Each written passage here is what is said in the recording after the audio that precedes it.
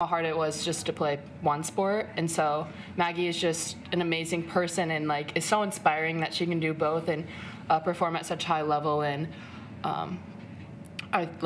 it's so hard to learn everything as a freshman and be here every day, and for her to be out there and like doing that in like 10 days of practice is pretty phenomenal. So Maggie, just it's so good to have you. Thanks. What certain aspects does Maggie bring specifically? Yeah, I think defensively, obviously blocking shots, that just is like sparks you, and you can get stops. And then just offensively, having like another 5 player who's physical on the block and rebounds well. Yeah. I guess for all 3 of you guys here, 4 straight wins. Just talk about the momentum and confidence you guys are playing with as a group right now. Yeah, it's super important that we kind of go into this next game against Kansas, and then after the Christmas break, to keep playing with that confidence. Conference season is the most important thing, and we want to be playing our best basketball in March. So just kind of keep this momentum.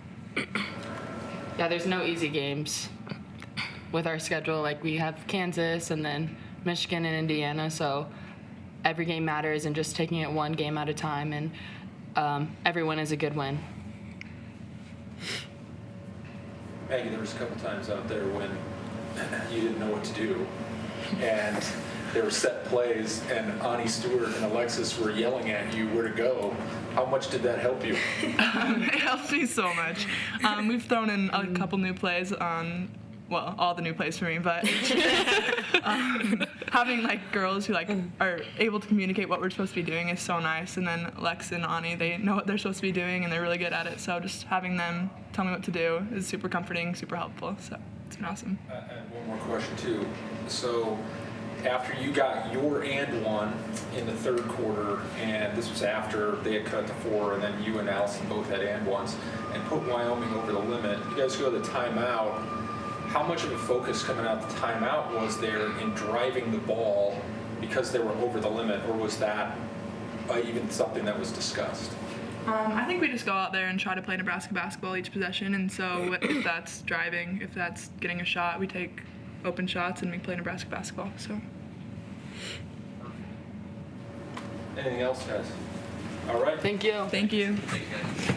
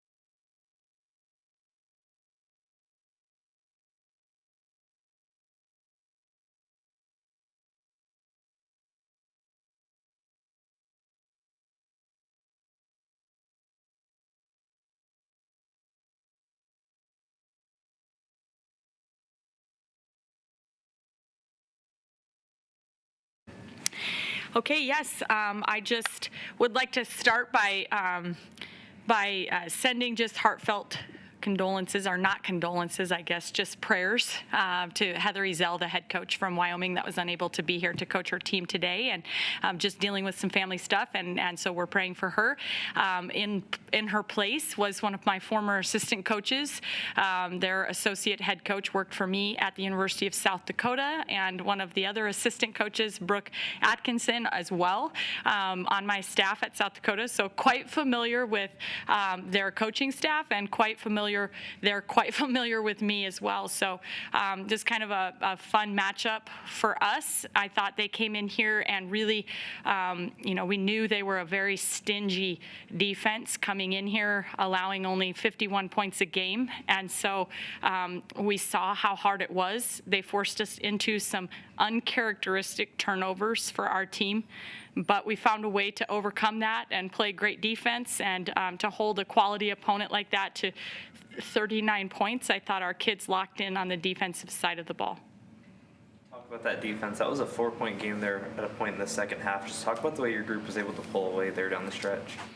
Yeah, I mean, I thought that there was a group, kind of a lineup that we had out there where we were able to change the defense up just a little bit, and I thought that kind of sparked us, and then it seemed like that just kind of gave us a little bit of momentum, and then in the fourth quarter we were really locked in. I thought Josh Shelley made a few great plays, dynamic like steals, and Allison Widener sparked us with a couple, and Annika Stewart, playing on the perimeter a little bit out of position, and she had a few steals, and I think that us forcing a team like Wyoming, the very first thing we told the team when we were starting our prep for Wyoming is they just don't make a lot of mistakes. They're just a team that is very solid. They don't turn the ball over.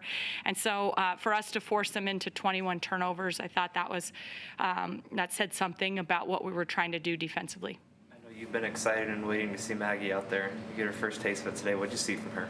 Yeah, I thought she did just a fabulous job. I think this past week we have been throwing a lot at her, just trying to help her to learn, several months worth of schemes and things like that in just a matter of days. And I think she's just been a trooper, just really picking things up very quickly, just, learning, adjusting. She's so coachable. You tell her one time, and then the next time she gets it right. And so I thought for her to go out there today and just play the way she can play within herself, but just finding ways to not even look like it's all brand new to her. And so that's awesome. I thought the girls in the locker room were kind of asking her if we could do the roof cheer, like when she gets the block shots. I mean, I don't know.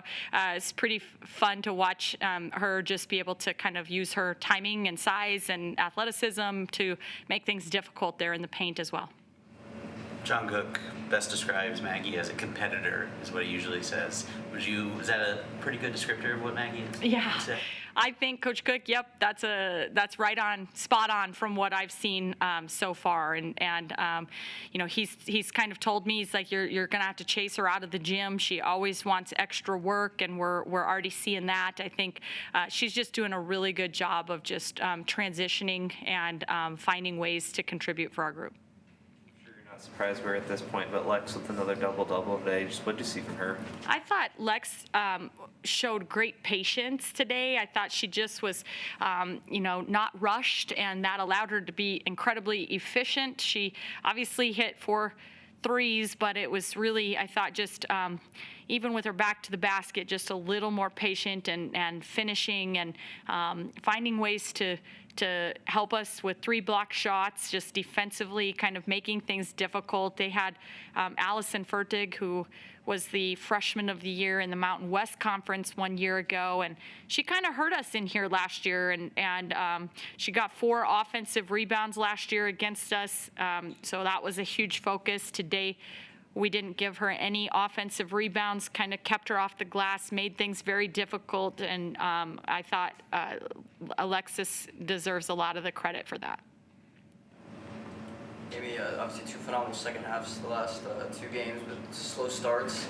Just, what do you feel like you need to change moving forward with Big Ten play coming up here soon in those first halves? Yeah, I mean, our team knows that it's going to take 40 minutes, and we know that particularly when we get into the rigors of the grind of the Big Ten Conference, but we're playing another ranked opponent, an undefeated team in here on Wednesday, and if we think that we're going to be able to do it and with just one good half of basketball, that's we're going to be sadly mistaken. So, I think our kids are learning that. We know that. And so we're just going to have to keep our focus locked in and be aggressive with our pace and paint touches from the tip.